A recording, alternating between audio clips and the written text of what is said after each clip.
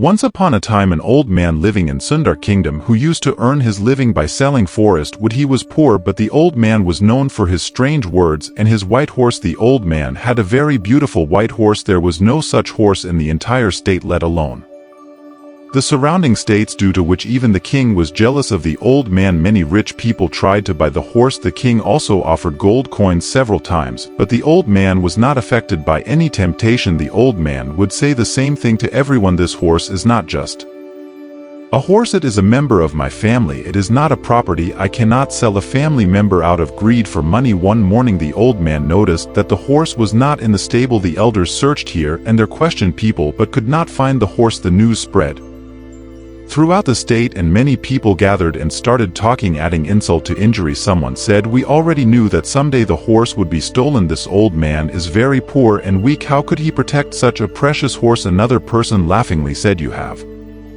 suffered a lot. What could be a worse fate than this? If you had sold the horse to the king, you would have got a good amount of money and would have passed your old age comfortably." The old man did not react to anyone's words. He just said one thing: whatever is, everything is fine. The only truth is that the horse is not in the stable. The rest we'll see. What happens? A month passed after this incident. Then suddenly one night the horse returned. The horse was not stolen. It had run away into the forest, but the surprising thing was that a dozen more horses of the same breed came along with the horse. The news then spread like wildfire in the state. People gathered and said to the old man, "You were right. The loss of the horse was not a misfortune. It proved to be a blessing. Your luck has changed. Now you can become a horse trader." The old man remained calm and said, "The truth is that 12 more horses have come with the horse. Whatever is, everything is fine. The rest we'll see what happens next." The elder son started learning how to tame the wild horses, but after just 3 days the boy fell from a wild horse and broke his leg bones. People gathered again and said sadly, "A lot of bad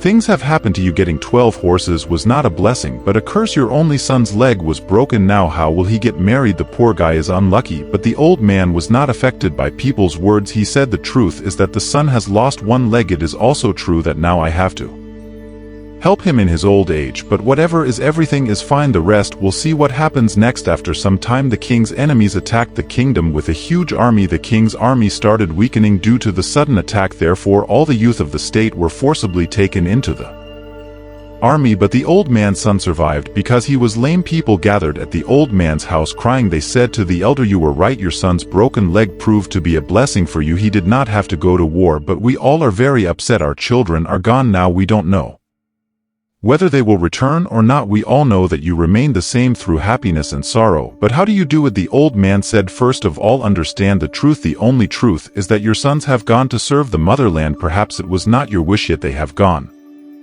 Whether it is a misfortune or a blessing, no one knows." The old man further said, "Until you people give up the habit of calling things good or bad, you will continue to be troubled. Why take care of fate? If you have to take care, then take care of your actions, take care of your thoughts, and keep living life happily. Profit, loss, luck, these are small parts of life. Just as you cannot understand an entire book by reading one line, similarly how can you decide whether life is good or bad based on one incident which is not in our control? We form opinions about him and get upset by giving meaningless judgments. Don't draw conclusions about small incidents in life. Instead, stay in the moment. Life is in this moment. Stay happy and keep doing your work. You don't have to pay attention to what people say, whether they are speaking good or bad about you. If you pay attention to what people say, your mind automatically starts getting restless. Therefore, you should focus on the important work of your life, which will always give you inner happiness.